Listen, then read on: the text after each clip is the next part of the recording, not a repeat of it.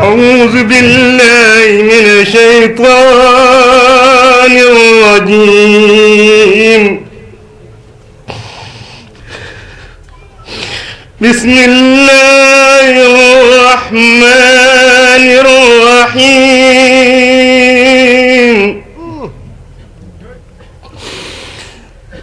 ألهاكم التكاثر حتى زرتم المقابر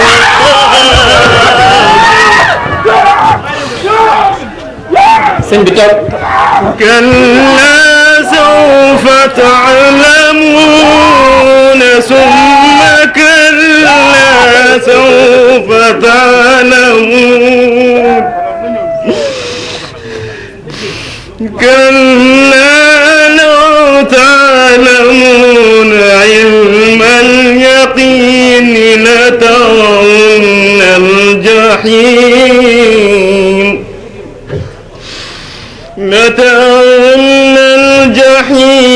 ثم لترونها عين اليقين ثم لتسألن يومئذ عن النعيم. صدق الله العظيم.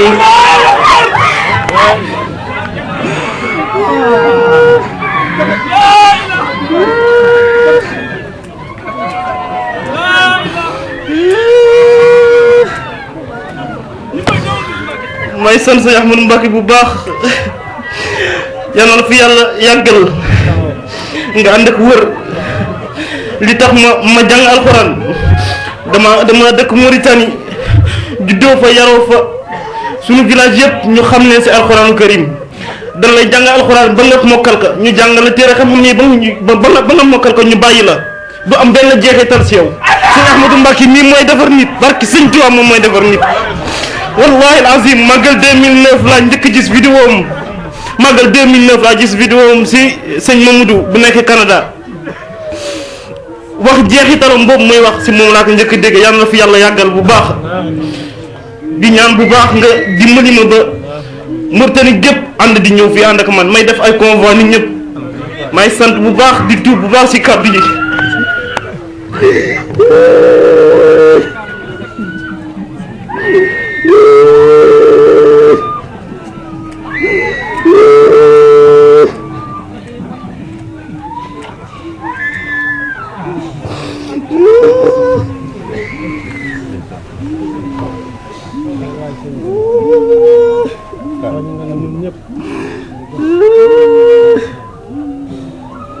kaala gii day ma ne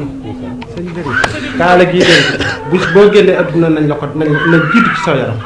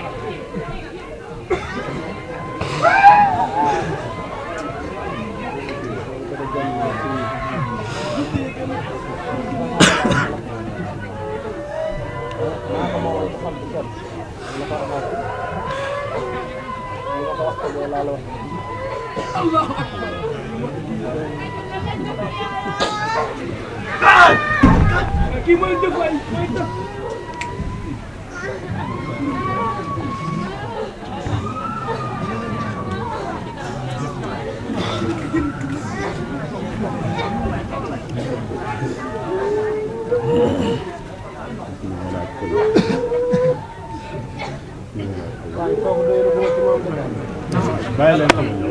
na ñëw nii andi leen ko toog na ñëpp toog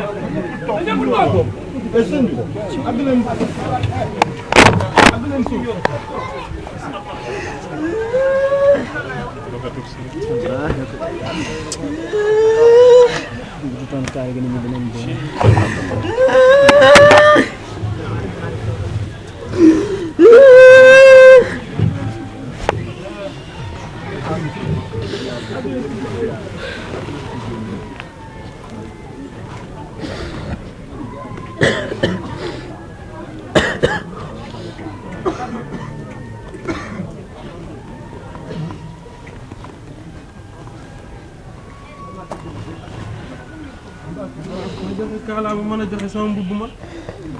ginnaaw joxe nga kaala man jox naa ko sama mbubb ndax sa mbubb mii day ci la sa mbubb kon yaa ma ko jox dama doon bañ mu diis ci nit ñi dégg nga jëf na ci jëf ba leen fu mu déet moom kay ma ne bu kenn Mbàkke dañ ciy bokk dañ ciy bokk ñu raw mu kenn ci wax ñu dem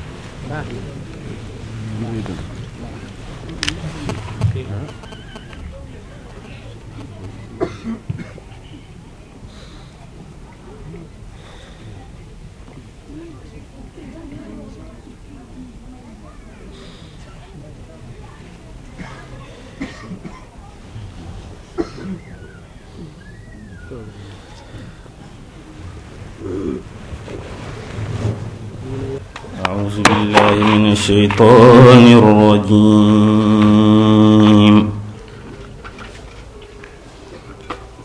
بسم الله الرحمن الرحيم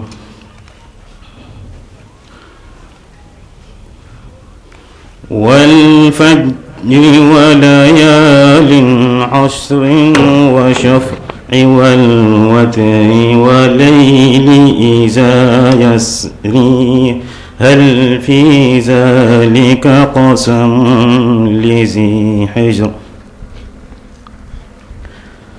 ألم تر كيف فعل ربك بعاد إرم ذات العماد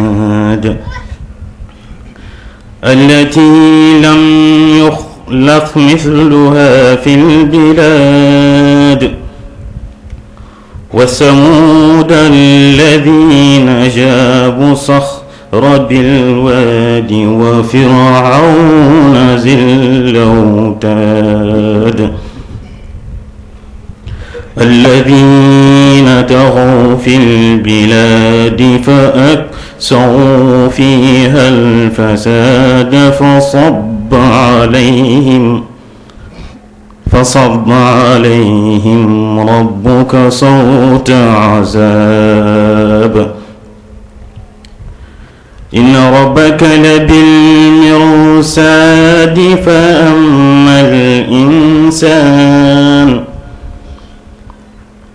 فأما الإنسان إذا ما ابتلاه ربه فأكرمه ونعمه فيقول ربي أكرمني وأما إذا ما ابتلاه فقدر عليه رزقه فيقول ربي أهانني كلا بل لا تكرمون ولا تحضون على طعام المسكين وتأكلون تراث أكلا لما وتحبون المال حبا جما كلا إذا دكت الأرض دكا دكا وجاء ربك والملك صفا صفا وجيء يومئذ بجهنم يومئذ يتذكر الإنسان وأنى له ذكرى يقول يا ليتني قدمت لحياتي فيومئذ لا يعذب عذابه أحد ولا يوثق وثاقه أحد يا أيتها النفس المطمئنة ارجعي إلى ربك راضية مرضية فادخلي في عبادي وادخلي جنتي. بسم الله الرحمن الرحيم. إذا زلزلت الأرض زلزالها وأخرجت الأرض أثقالها وقال الإنسان ما لها يومئذ تحدث أخبارها بأن ربك يومئذ يصدر الناس أشتاتا ليروا أعمالهم فمن يعمل مثقال ذرة خيرا يره ومن يعمل مثقال ذرة شرا يره. صدق الله العظيم.